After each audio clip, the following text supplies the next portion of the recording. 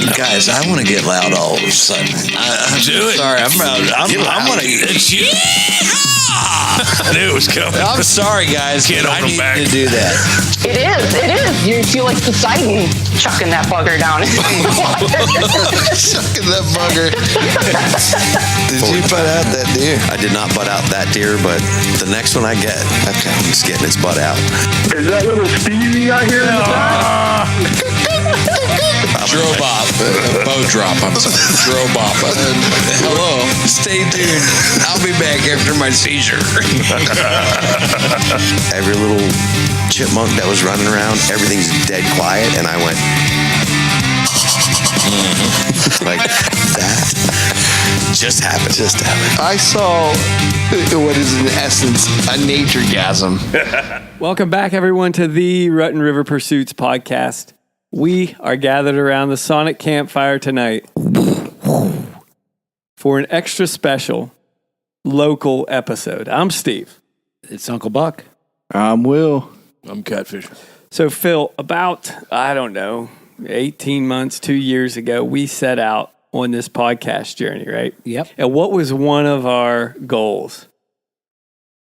To make Pennsylvania sexy again. Oh, you nailed it, brother. You nailed it. You didn't even have to set it up. No hints. No hints. No hints. But our guest tonight is doing just that. Oh, yeah. Oh, yeah. The creator of the Facebook page Hunting, Fishing in the Great Outdoors, Andy Barlet. Welcome, Andy. Hi, guys. Great to meet you. It's an honor to be on your show. Absolutely. It's an honor to have you on the show. Is. Yeah, it is. Sure is. So we came across Andy's kind of like a big fan of the show, right? I mean, he's always liking, always commenting, always leaving us reviews. He's an awesome guy that follows us pretty close. Yeah, I listen to your stuff pretty much every week. Yeah, and we follow you every week too. How'd you come up with the idea of starting a group like yours? In a lot of the groups, you post pictures and stuff like that. It seems like it's only for bow hunters, or it's only for fly fishing, or it's only for... I wanted it to be more all-inclusive. If you shot a crossbow, you didn't have to worry about necessarily having guys pick at you for this or that, or if you fly fish and nobody is basically you aren't going to be judged. You're just a sportsman who loves to do what you do, whether you're from Colorado or Alaska or Pennsylvania, or we have guys from all over the United States. We got people from Belize in our group, Australia. No kidding. I just think it's an interesting mix of people. Every now and then you don't know what you're going to really see on Hunting, Fishing in the Great Outdoors. A couple of weeks ago, we had a guy named Sam Woods. He was down in Puerto Rico air gun hunting for iguanas. I have guys who go up to Lake Ontario and they troll for king salmon. I mean, it's a very diverse group of sportsmen. I did both of those last week. Yeah, I don't doubt that. It's a fun thing to see, to like share with. I see what people share and stuff like that. I just get a kick out of it. Knowing that people can actually share it and not be jumped on, or, they just kind of do what they do, and there's nobody, rack shaming or whatever you call it. It's just, it is what it is. You're promoting the outdoors, and you're promoting hunters. Well, yeah, in a nutshell, it's what I wanted to do, because I do have my concerns. In the long run, I want hunting to be promoted. Yeah. I want people to enjoy the outdoors. I don't want people, running themselves ragged. I want, I love to see the guys who shoot the big bucks, but I also like seeing the guys who go on the Potomac River and shoot a barrel of, snakeheads or whatever. I want it to be a well-rounded group, I guess you would say. Sure, absolutely. I think that's the cool part about it is diversity of. It keeps it attractive to see all the different things. Some guys might find, gigging frogs boring compared to antelope hunting, but I don't. I find it all super cool. I like it about it. And I was raised, my father is a deer hunter. That's all he does. And I was raised a deer hunter, and I always wanted to turkey hunt. But when I was a kid, my dad really didn't have a tremendous interest to do that because, you know, he had 2 sons and he had to work and you only have so many vacation days.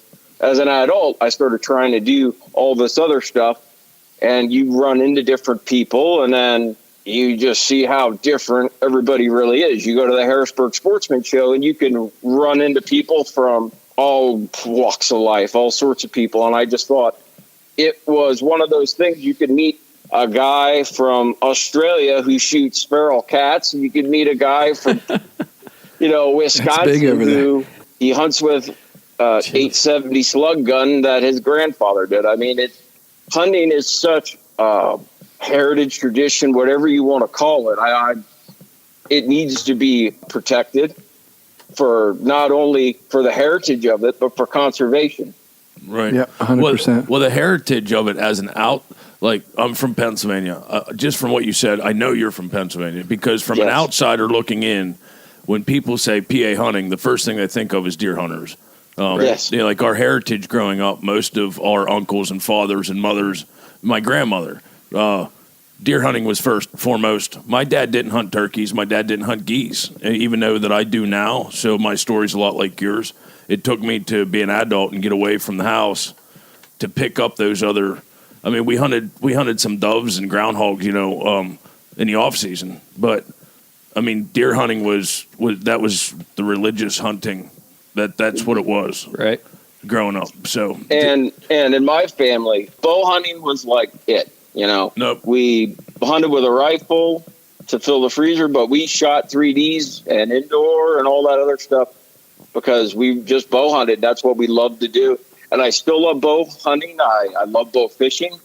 Every year, it seems I've taken somebody new out bow fishing, whether it's, you know, with Rays with Captain Mark Spagnola or just shooting carp down at a river.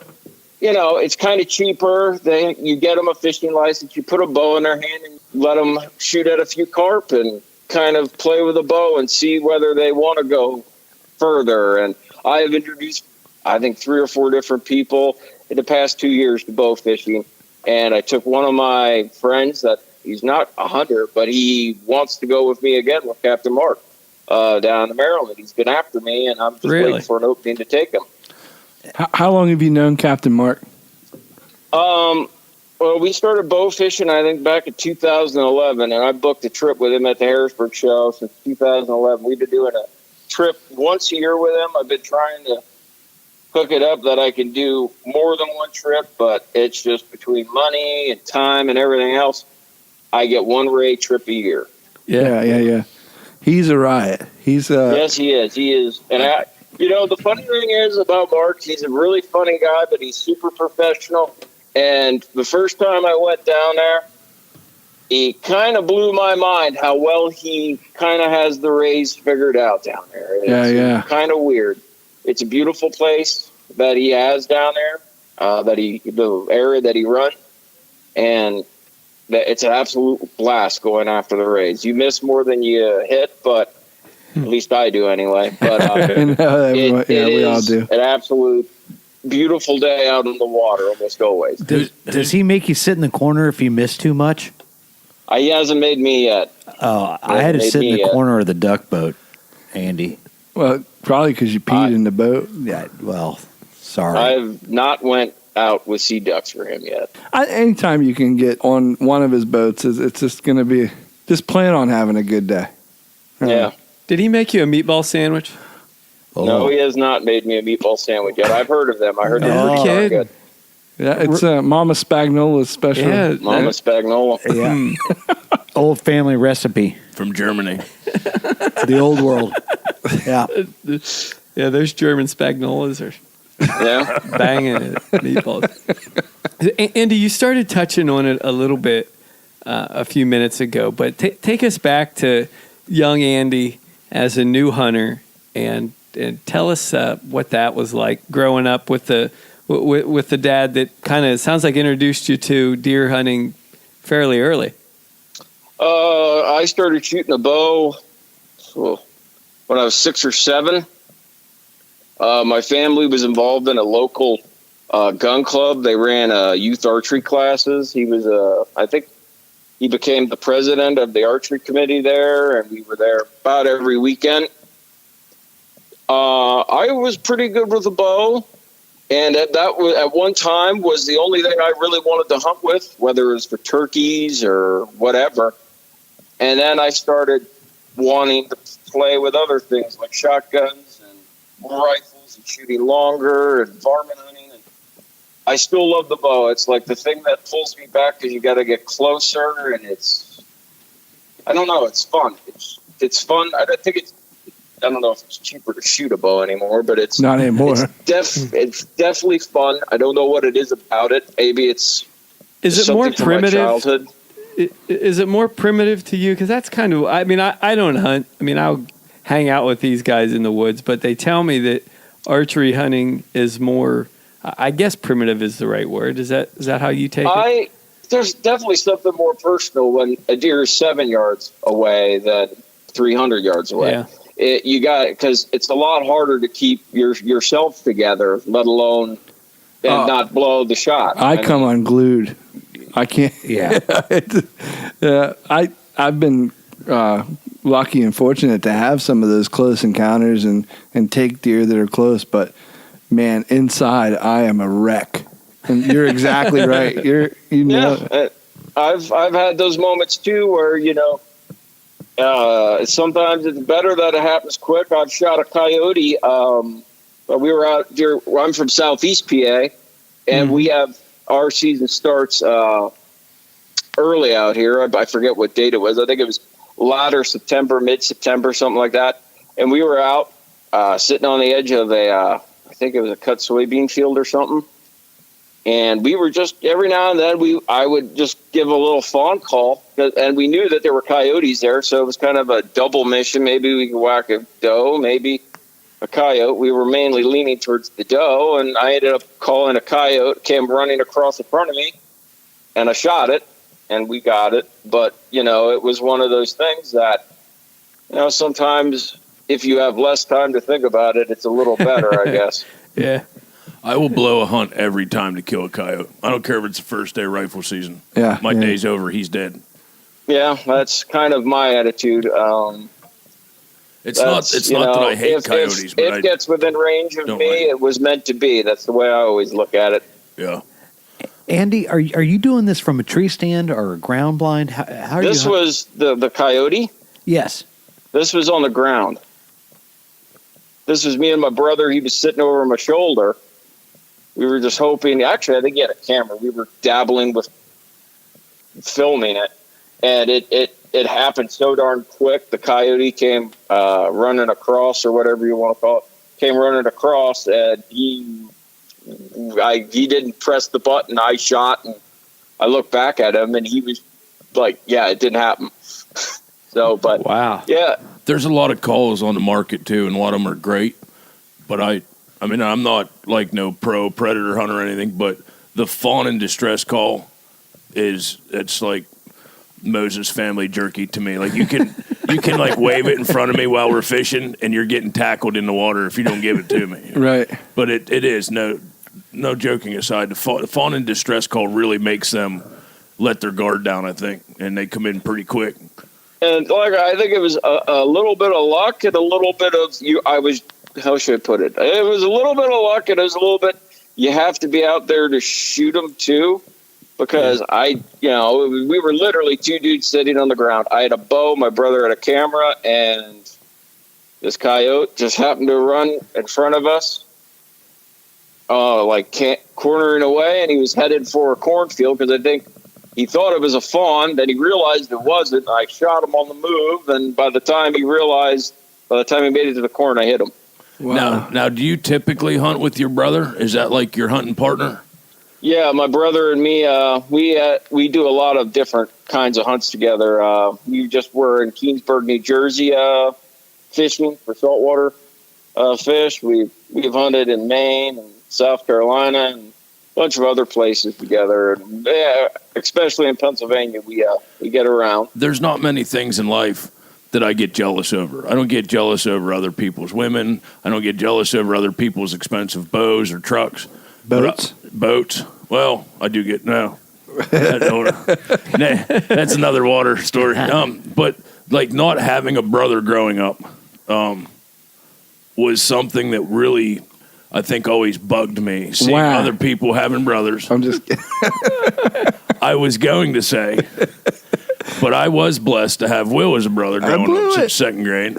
And we have actually, Will and I have, we've really trekked around a lot of places together. From all over the world. South Carolina, Florida to Canada, hunting and fishing. And if you don't have that tight brotherhood to hunt with, for people out there, if you don't have a brother to hunt with, it is never too late to go find yourself and let your guard down, a good friend, and start a brotherhood. I mean, we just started another one with Sean Kennedy. Yeah, he's up and coming, and he's a good kid. If you don't have that close knit group with somebody as a hunter, I think that's something in hunting you can learn is try to find that too. You have to insist on it, and it sounds like you guys are. Do you guys pick something once a year? You just pick something different, or is it just kind of tradition that you kind of? It's strange. I don't really know. It isn't like we just pick something once a year. Every now and then, I end up, like last year, I went to Wyoming without him because we talked about going to Wyoming, but he wanted to do the bow, and I'm like, dude, if I have an opportunity to go, I'm gonna go, and but it was still a great hunt, and I would love to go out with the bow. But like I said, we've done bear hunts together, and we hunt a lot in Pennsylvania together, and and as what Catfish was saying, I mean, about being jealous having a brother, it is there is something to having a good hunting partner or a brother that either motivates you, and sometimes you're not feeling, I don't know, you don't want to go the extra mile, and you could kick each other's butt a little bit, to get out of your own way. And he has done that, and I've done it to him. And, and sometimes you help each other out. Like, he'll have a dead battery somewhere, and I'll go get him. And that's happened where his truck broke down in the woods, and, I had to give him a ride somewhere. I mean, it's better to have a good hunting partner and a brother than not. And sure. That was one of the reasons why I wanted to start hunting, fishing in the great outdoors, because I think in Pennsylvania, I come from a long line of hunters, and it seems that the groups and the gangs have either gotten smaller or shrank to the point where, like, my grandfather would tell me a story about how they would hunt for bear up in Pike County or whatever, which is in eastern Pennsylvania, up in the Poconos, and they would have a whole bunch of his brothers and this and that, and then it would shrink from my dad's generation. It was a much smaller group, and then it didn't go anywhere from there. And I had a concern that, like, a lot of the hunting camps up north and a lot of the old, I don't really know what you call them, clans or whatever you would hear them called back in the day, the organized small game drives and stuff like that. It seems like hunting opportunities became harder, and guys kind of pushed away from each other. You know what I mean? You think guys are getting more like secretive about? More secretive, more, this is mine. Why do you think that is? Because I don't know if the popularity is getting, like, is hunting growing in popularity, or is it just that there's less and less land or spots available nowadays? I honestly, I would like to think it's the hunting popularity is honestly getting to be more. I don't necessarily think. I don't know if that's reality. Yeah. I honestly think, I don't want to say quality habitat, but I think, good habitat, good hunting spots, at least in East. Like I said, I don't necessarily know 100% where you're coming from, but there's a lot more houses here in Eastern PA than there were when I was born. Yeah. A lot less pheasants and cottontails since I was born. There's probably something to play into that. I don't know about what's going on in the rest of the state, like Tioga County or out in Somerset County. I just know Southeast PA, there's it seems to be a lot less habitat where wild game is. Well, it is harder. It's here's my take on it. I'm in the same mindset as you, Andy. Whenever my grandfather went hunting, even whenever I was 10, 12 years old, we had a hunting camp with a large group of guys that got together and did the hunting camp thing, which is another thing like a brotherhood. If people don't know what deer camp is, I really feel bad they missed out on that. However, I drive around where my father would tell me, hey, that mall right there, we used to hunt, rabbits where that mall sits, and where Denny's is, we used to chase grouse. And I'm like, I spend a lot of time in the PA woods. I very rarely see a grouse, Dad, if at all. And they freak you out though when you do. Yeah, so I think times have just changed, and it's, in my opinion, hunting is a lot like if you have the right place to hunt, you're totally addicted. Like if you grow up with a kid and a kid grows up hunting and he gets a chance to maybe not harvest a deer every year, but at least see deer every year, then he's addicted. If I take a kid fishing for the first time and he catches, 30, 40, 100 crappies, he's instantly addicted to fishing. If I take him fishing 6, 7, 8 times and he catches nothing, fishing sucks. This is boring. So I really think it's super important that if you're going to get a kid into hunting or fishing, take the extra step to get a good place to take them for the first time so they have a really good, positive experience. Because everybody knows once it's in your blood and you're a true addict, once it's your lifestyle, you can sit for day on day and day on day in and out and not see a deer and not care because you love the sport. But when you're first getting into it, that's really not the case. So... and I think, anyhow, my point was, I think it does have a lot to do with good hunting spots because you used to be able to walk on a farmer's property and go, hey man, can I hunt? When I was a kid, we would just drive up, knock on the door. The only thing you had to worry about was him not saying no. It was his dog. Nowadays it's kind of sketchy to drive on his property to knock on his door. Like it's not easy to gain access to good hunting properties anymore because if it is good, typically somebody has it. So that's very true. Waterfowl hunting's extremely territorial down here. It shouldn't be so, but we have a lot of the fields where guys get up and we're in the field at 3 a.m. to compete for fields. No kidding. That's one thing that I have had guys tell me that they get up, if they roost a bird, especially on opening day of turkey, they roost a bird. One buddy I go stingray fishing with every year. He told me he went out and he roosted the bird. And if he feels it's going to be there, he gets up at 2:30 in the morning and he will literally get in there before everybody else because he has gotten to the point where it's like if he thinks he could put it on like with that bird that day, he doesn't want to wait an hour and a half before sunlight because he knows everybody else is coming at that time too. Yeah. So he wants to be the first guy in there. So he can blink a light at him. Is that what you're saying? So he can flash the light at him and hopefully send him on another direction. And there's no Pennsylvania hunter that hasn't seen that. Walk into the woods in the dark in a place that maybe you've even hunted for years. Now all of a sudden somebody's blinking a light at you, or vice versa. I've blinked lights at many guys coming into the woods.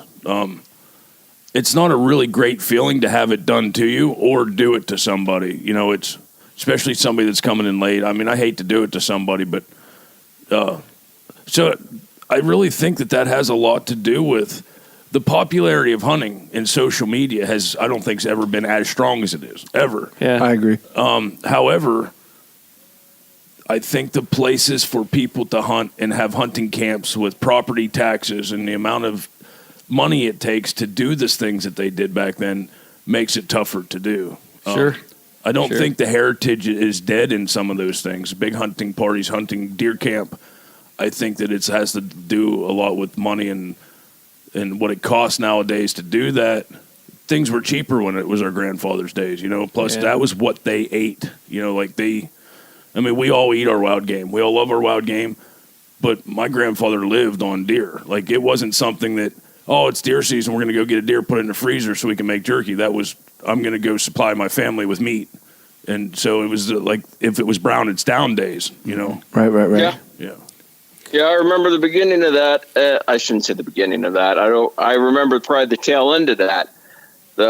We have. I'm assuming you guys have point restrictions and all that stuff out there. Yeah, all we do have now. statewide now. But I in the beginning I didn't really like the point restrictions. I thought, Do you like it now? what? Do you like it now? I honestly, I'm not going to lie. I honestly do. I thought it was, I don't want to say counterintuitive. I thought it was, let me put it to you this way. I liked, I guess I kind of grew attached to the Brown It's Down concept. Right. But I do like seeing bigger bucks. I do see that. I have seen larger bucks due to it. If I had one thing, I wish, and I don't know about other areas, I wish they would limit doe tags a little bit. Other than that, I think the Pennsylvania Game Commission don't get enough credit for all the great stuff they've done over the years. I'm in your camp, man. Like, we're Pennsylvania, and we do a lot of things that, or we have to deal with a lot of things that other states just don't have to deal with. And for what we, our resources and the things that we have a pretty good system, and you can get on deer, you can get on pheasant if you really work it. You got it. You can get on turkey. You can get, like, we have that opportunity. It's just, yeah. And a lot of guys are out that I hear complaining of the wardens. Like they stereotype the wardens that are in the field doing it, that dangerous job, as the Game Commission. They're not the guys making decisions. They're foot soldiers. right. And we have more hunters in Pennsylvania. I constitute it as, and not all hunters are ethical, great hunters. I would like to think that they are. I've run into a few that are grouchy or whatnot, like that are the ones that are complaining about the Game Territorial, grouchy. I would, like, say you have a prison that's way, way, way overpopulated with 3 guys per cell, and they got them stashed away in the back, and the prison guards are half of staff of what they're supposed to be. That's our game wardens in Pennsylvania. We have a ton of hunters, a ton of land, and very little game wardens to do their job. These are not the guys in Harrisburg or wherever that are making the decisions of our game laws. So people that complain about the game wardens should really, just take a big step back and look at the big picture. They're doing their job. Like they're doing the best that they can do. Yeah. And now, and it's just like, I have to bring this up, though. It's almost like there's a flip side of that coin. Like when we were in Canada and we saw all those mosquitoes and black flies, countless millions. It was like the Persian army against you. Right. And then you come back to Pennsylvania and you get bit up once or twice by a campfire. Some of the guys in Alaska that are game wardens will come to Pennsylvania and go, "Oh, this is your territory, really?" And it's tough. Yeah. Is that right? Because we fly float planes for 4 hours to go out to the other end of our territory. It's just me. So, I mean, it's all perspective. The guys here really do a tough job. I have a game warden that lives in my community. A lot of guys think he's extremely strict, hardcore, for, jump in to bust you right away. You're guilty before innocent type of guy. And at first he comes across like that until you get to talk to him in a parking lot pheasant hunting. Sure, he wants to check your pheasant, wants to see your hunting license. That's his but job. Then make small talk with him. He's another dude. Right. He's humanized the guy that he has a job to do. And he is the guy, before people complain about him, that is what's helping us keep our heritage alive. And most likely, he's a hunter giving up his Saturday to do his job instead of hunting and doing what he loves. I mean, I needed to add that. When I was younger, I considered I career shadowed a game warden in high school. It was one of the things I was like, I want to do that when I grow up. Until you find out they don't get paid anything. And I career shadowed this guy, and he was telling me about his job. And it sounded really cool, but then you look at the fact that they're understaffed. They don't get paid that much. Your hunting season, the days that you want to be off and hunting, you have to work. Yeah. There is a lot of times where you're approaching people in very dark situations and strange situations. And there all these people, mind you, while you're approaching them, are usually heavily armed, and sometimes even in a group. Yeah. And I'm thinking to myself, and I don't want to say game wardens are nuts, but it sounds like, hey, it's kind of I don't want to say sketchy job, but it is a job that you would really have to, in my opinion, you'd really have to be into it to do it. And I do love hunting, but I love hunting. I don't necessarily know if I'd want to miss most of my rifle season and most of my archery season. Well, there are other ways that you can preserve our sport. Like you didn't go down that path, but you're doing it by sharing what you're sharing. That's true. Yeah. Well, thank you. Like everything that you do, it only matters. Like one thing that you do in your life, it only takes one right person to see it to, make a path down. A good positive path down something that'll positive somebody's life somewhere, and you may not even know it happened but from something that you shared or did. And the more that we can do this, like you, us, like-minded people, the more that we can share and do it, all positive things, is only going to make it stronger. So, I agree 100%. I agree, and that's one of my was my goal. I basically said if I can convince one dude who maybe hunted once or twice a year with the rifle to say, you know what, like if I put a video up and they see some guy shoot a deer with a bow and it motivates them to go out with a crossbow, and then they start buying an extra tag and they start hunting more and they take the kid out, and that's two people that are hunting more than what could have been. Well, we're doing it. You said before, we talked about the deer camps. I loved going to deer camp as a kid. I was younger. Some of the guys we would lock the guns away. They would have a couple beers. They'd play poker the night before. I helped make sandwiches. I can't even tell you the late night, even the ungodly stench of deer camp was something that I remember. My brother Ryan one time said that he remembered every time that he came home, the smell of cow manure in the air. Like, see, I do listen to you. So sometimes, yeah, like he knew. He knew, hey, it's hunting season soon. Like that was the start of everything, and so we're doing kind of the same thing. Like we don't get into big groups because maybe we can't afford a deer camp and do the family thing. But I think that social media done correctly is our deer camp. Yeah. And like we're in our deer camp right now. This is us talking with you in deer camp. That's a good point. That's a great way to put it. Well, that's why I changed it to the Hunting, Fishing, and the Great Outdoors community a couple months ago, because I wanted it to be a community. I was hoping people would talk to each other. I was hoping people from this state and that state, or this county and that county, would talk, ask questions, do this. I'm not saying they got to give each other hunting spots, but if they have a question about something, they can ask. It isn't just, just a bragging board or just a place to advertise your business or just a place to, I wanted it to be something, I would say, meaningful, something where if a guy has a question or you could congratulate somebody on a deer they shot. I mean, even if it's something as little as that. Right.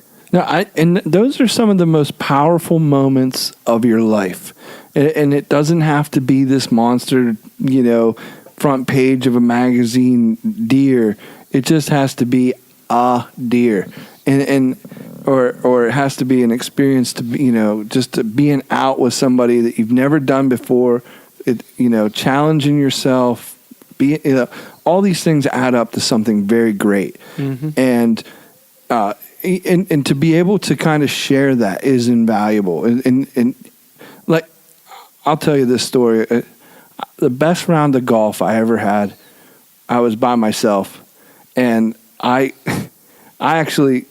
had two eagles, and I'm not a great golfer, and I'm not telling you that I am a great golfer. It was just one day.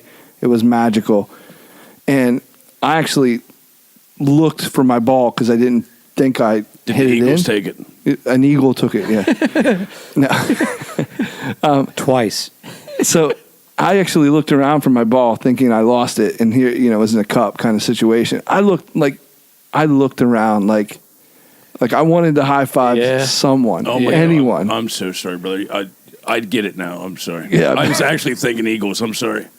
I realize what you're You saying. thought he got 2 eagles? Yeah. I was waiting for another. and a birdie. I was waiting for another. Nature gas. Thank God it wasn't an albatross. I got 3 albatross in 1 round. But the bottom line is like I needed someone there to high five, and no one was there, and it was the weirdest moment of my life. And no one, I couldn't. Not that anybody has to believe me that happened to me, but it did. We do. So I guess to go back to we are doing it, and I'm proud of you for doing what you do, Andy. Like we follow you pretty intensely in your community. It's a really cool place to be, and it's hard to bottle that feeling. The whole thing of brotherhood I said earlier. One of the best deer I've ever shot was last year, and it was a doe, but it had a different feeling to it. I'm getting a little older. I have a little bit more challenges facing me to get out. I had to do a little bit more homework to hunt from the ground last year. And so I arrowed this doe, and it crashed off into the woods. And the first thing I do is call Will because I want that high five, Yeah. And Will shows up. He's an hour and 15 minutes away. Will shows up to help me track it without even asking him. But, I mean, it was the step-by-step. Brother shows up, we find a deer. My wife joins us, learns how to blood trail. He drags it through the thickest crap there is to the truck, and then gives me a honey bun, and stays and helps me butcher. Like pure adrenaline. Like that whole night was overwhelming, different feeling after feeling after feeling of, like, you can't bottle that. You can't, right. And you can't manufacture it. So that's what I'm saying about having kids. If you try to get kids, adults, Buck, anybody into hunting, if you can get them on a positive feeling like that, an adrenaline high of good feeling. Yeah. And you're doing a good job too of blocking the bad stuff. You have to manage that. That's a choice. And I don't want to, keep, I don't know, just going off, but I think it's a really well-run site, and like it's a choice. Like on I don't want to get into Facebook algorithms either, but like all you have to do to block the bad stuff is just not like it, not share it, not pay attention to it. Keep scrolling. Keep scrolling. Yeah. Don't give it don't give it a voice, but give this, like the stuff that you like. Yeah, you don't have to get into debates. I've never once commented on something that was negative in my life on Facebook because I find that it's too easy to, and too many people do so, and it's thank you for choosing not to. There's nothing negative about hunting unless you make it that way. If you don't like it, keep going. Amen. Like I see a lot of pictures with brains hanging out and arrows, really bad shot placements where they could have flipped the deer over to take the picture. Like a lot of poor picture taking things on Facebook that frustrate me as a sportsman going, why would you post that picture? They're not helping us. us. I could have texted, dude, you could have put that groundhog in a different position, his eyeballs hanging, whatever. And that frustrates me. But it's easier to keep scrolling and hope that somebody learns from, because guess what? There's going to be 100 other guys commenting on it. So why should I throw my 2 cents in? Right. Well, I've heard a number of stories in my life. Like I said, I like hanging around hunters, and sometimes you hear stories and they tell you a story about how they shot a deer or this or that. And I'll be like, and not if it's illegal, but I'll hear a story, and I've heard some stories where it's like, and it's just like, do me a favor. I'll shake the guy's hand and I'll congratulate him about his deer because he got a deer, and he deserves a congratulations for that. But I also would say, do me a favor. Don't ever tell anybody that story. No, yeah. Because it is, I don't care how interesting you think it is. It's bad for not the sport. Everybody's going to think it's that interesting. Yeah, I love it. Not everybody's going to think it's cool. Not everybody's going to think it's, and I don't want to lean a certain way and pretend like we're not hunting. But, hunting to me is not, we have to have the grossest picture or the oddest picture. I want it to be kind of a good picture. I want it to represent the animal and the environment and all that stuff. And the problem with me sometimes, I don't really like it myself either at times. and I wish I could get away from it a little bit, is the garage pictures.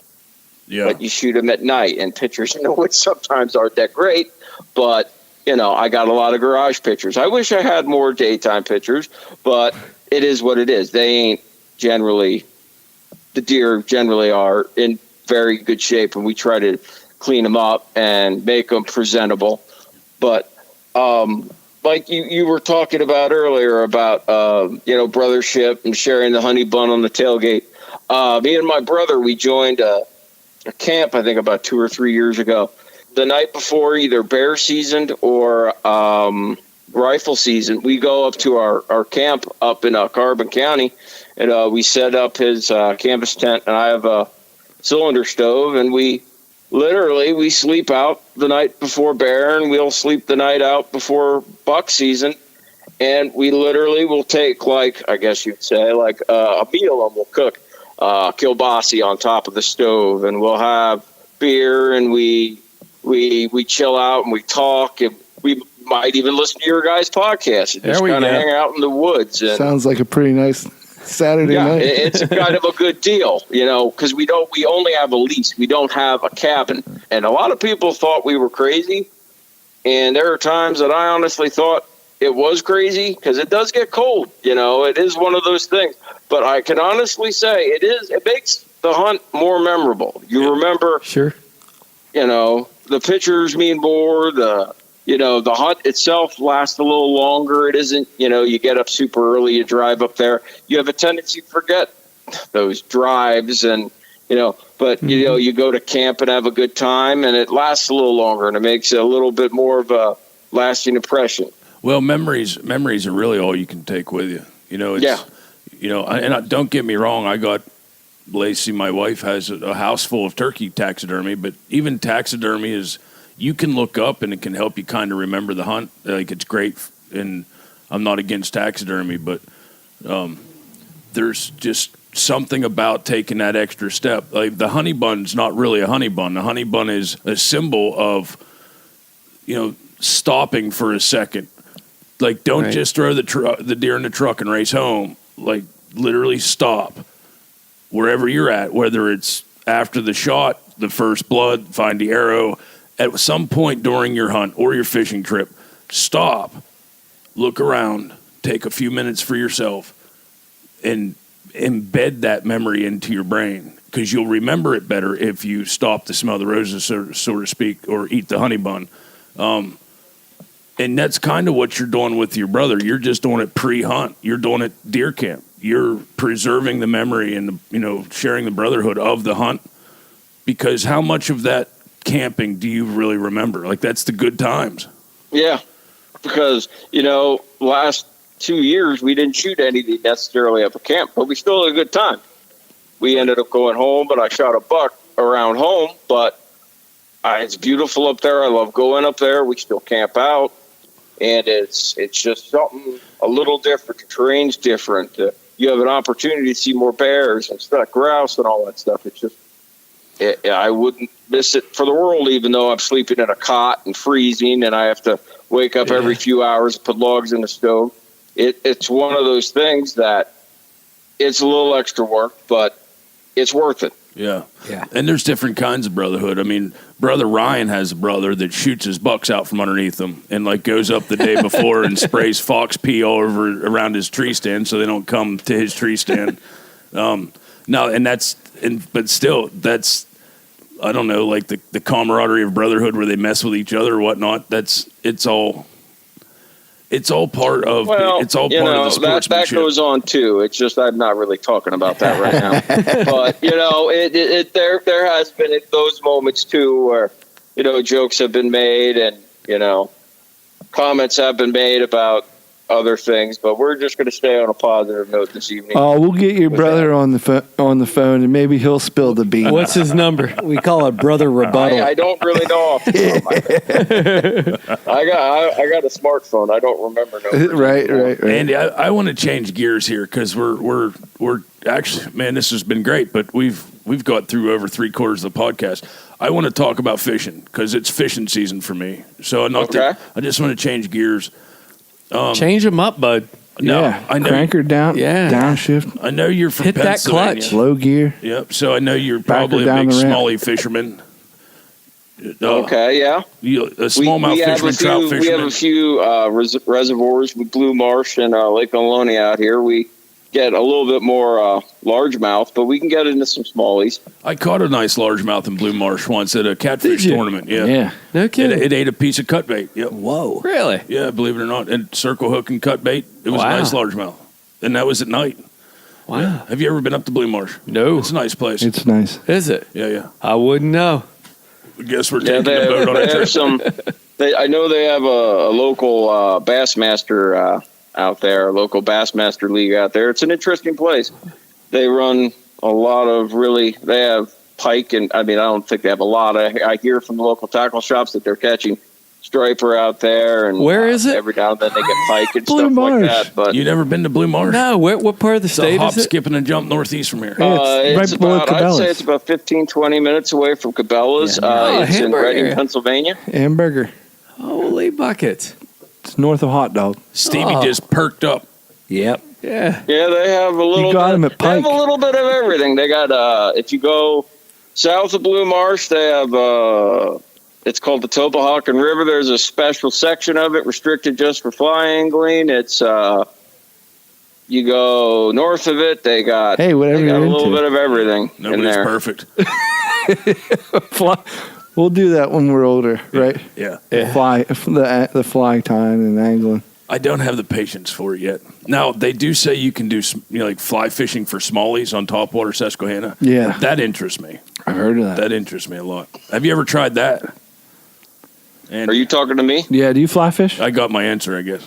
Yeah. You must yeah. be talking to me. When I was younger, I dabbled with fly fishing. And it was mainly, I would say, it was my latter teens. I caught a few bass on hair bugs and stuff like that. Right. Where it like spinners and bugs during the summertime, hair bugs. And I never caught a trout. I've never caught anything larger than a panfish or maybe a largemouth bass because I don't have the whole. I guess I don't have the patience to learn about the hatch and the entomology. I'm and all with you that. on I that. just never got that deep into it. Fly fishing's not about size. It's an art. Yep. Yeah, that's where I just kind of. It seemed like it would take a long time, and I've already got like bow fishing and I got hunting, and it's one of those things. Maybe one day I'll dig down into it. I got two fly rods already, so. One of the things I really want to try on my lake is like there's this little magic hour, like literally the hour before dark, where the crappies come up to the surface and they look like popcorn popping. Right. Really? Yeah, at least once or twice a week, 3 times a week. It depends. If the water's really flat, if we took a fly rod out for crappies, that would be What are they eating? them little tiny, like Andy just said. I didn't never They're learn. they're but eating bugs. little tiny bugs and mosquitoes that are hitting the water. No kidding. Yeah, it's crazy to watch them. Yeah. Well, you should Yeah. try that. Yeah, southeast Pennsylvania. It has its. I don't know. It's one of those things where people don't really know it. Everybody goes up north or they go west, but we have our spots where there's good fishing and there's good hunting. And if I wish more people would get involved and would just see what's around them at times. And Sure. even myself, I'm shocked. Every now and then I'll be out in the woods and I'll see a bear and I'll be like, holy cow, who knew that was here? Yeah. Right in my backyard, or a coyote or something like that. It's something where guys got to slow down a little bit too. Yeah, there can be that's really absolutely great that. hunting in your backyard. They're like right in your community. In Great Phil's fishing. backyard. Case in point, like we go out on the lake in the morning and we see some high-end bass boats and guys that go out and they're cruising the bank casting so fast that they want to cover as much water as they can. There's nothing biting here. Let's go. And I'll see bass boats literally just run across the lake back and forth all day, full tilt to hit another spot. And we just really go slow and work an area, and we'll catch a bunch of fish where they just went through. You just need to slow down because just because you didn't kill a deer on a property last year doesn't mean there's not deer there. Just because you went fishing, the fishing might have been off that day. We'll work to your point. We'll work like maybe 3-4 lures in the same spot. Just they're going to get something. You know what I mean? We found that they're going to get something. It might not be, you don't have to cover that water that everybody's saying. No, just slow down and really, I guess, hone in on what you have and what you have to work with. I mean, even if you only have a canoe to fish out of, you can go catch fish. That my point is in Pennsylvania, people go, "Oh, I'm going to Ohio to hunt. I'm going to Illinois to hunt." Yeah, they have nice big bucks, but Pennsylvania's got some nice deer here. And there are still great places to hunt. It just takes a little bit more smiling and knocking on doors than it used to go find those places.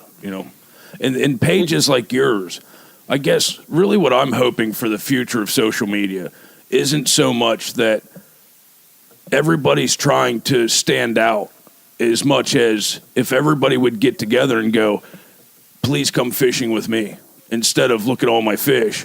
If we would all share our spots, then everybody could enjoy. Like if a give and take situation, if somebody has a place to hunt some does and somebody doesn't have a good archery spot, but I have a phenomenal lake to fish in, why can't we trade? Trade off. And through that, you can make a new brotherhood, So that's my hope for the social media of the world is that we can really, and I think your site's pushing for that. So, well, one of my, I don't know, being that I live near Cabela's, I get to hear. I'm there a couple times a week, usually two times a week on average. Lucky dog. Just because I get bored or it's bad weather or whatever. But I get up there quite a bit, and archery season will roll around, and you'll hear people asking questions, or I'll hear people say things, or I'll be at work, and people will be talking about hunting, and it'll be, I think one of the things that I think that scares people off a lot of times is that they think they need the new Hoyt, or they need the new Bowtech, or they need this high-end bow or the new Excalibur. You can go to, and I don't want to encourage people to shoot bows that aren't set up right or anything, but you could get a used bow and have it set up for you. Absolutely. Probably 3 or 4 bows I've ever had where my dad bought them from somebody at work, and they fit me, and we made, or if they didn't fit me, went to a bow shop, they set them up, we got some arrows, we got some broadheads, and I practiced, and I killed quite a few deer, with secondhand equipment. You don't need to go out and buy brand new stuff, and, it's really more the practice and putting in time and just liking archery. Or I mean, if you're more into the bow hunting and you're not as much into archery, you might want a crossbow, and that's fine too, just as long as you're ethical with the use of it and all that jazz. But I just don't want, people to be, I don't have a 300-foot bow that shoots over 300 feet per second, and I can't afford that, so I don't want to go. And I mean, I've heard people say that comment that you can't kill a deer with it. I'm like, well, how did Fred Bear do it? Because I guarantee you his recurves weren't shooting 300 feet per second. Great Howard point. Hill, Bob Swinehart, a lot of these older traditional guys, they look at that as a bygone era. But realistically, before the compound bow was invented, that was bow hunting. Yeah. No, it's a great point. And that's, once again, just like Will said, it's utilizing what you have. Dig through the equipment that you have that you probably forgot about and get it back out and put it to work. Absolutely. And that was one of my things. I'd rather have people, I think sometimes people are always out. I don't know. It's just one of those things. I see people that they get themselves into kind of a financial hole, and they can afford their equipment. They can't afford to hunt. I'd rather see people out hunting than. Oh, amen. Boy, sitting did you on hit the the nail on couch. the head there. I mean, sitting at work and trying to afford their new site. Nope, that's one of the reasons I bought a used boat and rebuilt it, because now we can afford to go on fishing trips instead of having a big boat payment. That's what I'm talking about. Yep. If you are blessed to get new bows or different situations like that, make sure, and this is my personal this is Will talking to everybody. But like if your old bow is better than your buddy's new bow or what he has going on, share it. Yeah. You know what I mean? Pass it Absolutely. I never have to buy a bow. I pass mine down. Will passes his down to me. I'm using a great pass down bow. Yeah, absolutely. I mean, they're all newer and It's new to me. Yeah, but like make sure share. That's the beauty of it. If you're taking ethical shots too, if you're shooting 25 yards and under, you don't need a super fast bow. I mean, just be really proficient. My point. I think a lot of, and I don't want to rail on the Outdoor Channel or rail out on anybody. Rail out, brother. What you let them have it. What you want to do with your tag, you do with your hunting license. But I know what kind of shot I'm going to take, and it isn't going to be a far one. It's going to be a closer one. And if you can handle a longer shot, It is tough when you hear guys, a day or two after archery started or before, guys will stand at the counter and, like you said earlier, those stories you don't want to hear. Oh, I arrowed a really nice buck at 83 yards with my new crossbow. Yeah, I've heard that. Those types of stories make me cringe, where I just think that they need that brotherhood or that deer camp for somebody to say, hey, dial it back a notch. If you would have waited, if you would have stopped and threw more lures in one spot, that buck might have came into you, and you might have gotten that close encounter that you might have dreamed of. If you can't see him blink, if you can't see the snot coming off his nose, he ain't close enough for me. Yeah. So, hey, I agree. But I'm not going to tell anybody what to do with their tag. no, you're right, absolutely. Andy, I love the site, and I really appreciate you following us. I can't stand doing this, but this is one of the fastest podcasts we've ever done. Yeah, we're way past time. I want to keep going. So we're going to actually have to... I didn't even get to ask questions like, what's he doing now to get ready for buck season? And I know, but you got to ask him your closing question. What's a question that you would typically ask around this time? Yeah. I must ask, Andy, what would your bucket list hunt or fishing trip be? It could be either or. Money's no object. Money's no object. Not Andy. an object. What would you be doing? I do have a few bucket list trips, but probably the top one on my list right now, and I'm working feral at it. Cats in Australia. It would be What did you say, West Texas Outad. Oh yeah. Going out That's after new Outad for Jeep us. in West Texas. what do you say? The Audad in Texas. yeah. Outad. Yep. Could you hear me right? Oh yeah. I just didn't understand the Adad. Yeah. Now I know what you're talking about. Yeah, in Texas, the big, sweeping horn. They're beautiful. Absolutely. What is it? Audad. It's Audad. like a sheep My kind of. kids say that all the time. Audad. I got that one. Eagle. Two eagles. I think that's the first. That's a first for us. Yeah, that's a good First one. bucket What, list. what A lot else? of people want to go to Texas though. Yeah. For different things. What else you got, Andy? What's past that? Well, I shot my first. That was the alligator. Then after that, after get you the some. Outad, I wanna go over to Africa and get a Gems buck. I'll go with you because I would like the Nile crocodile. Well, maybe we can hook that up someday. Maybe you can find hope me a you do. good We can use outfit. you can use your Gemsbuck to bait catfish's gator. We'll do. We'll take some rib meat out. We'll track him in. Andy, you got to be careful about saying maybe we'll do that one of these days to us because we hold you to it. Yeah, I'll show up on your doorstep. Yeah. I'm waiting. Yeah. Catfish will show up with tickets to where? Africa. Paradise. Oh, Two Johannesburg. of We're flying into Johannesburg. I Pack already your got it bags. planned. Get your shots by May, Andy. Yeah. Take your deet. Yeah, you got to take DEET with you to Africa. The mosquitoes are like 3.5 pounds each. Your Everything. hair net. Yeah. Your face net.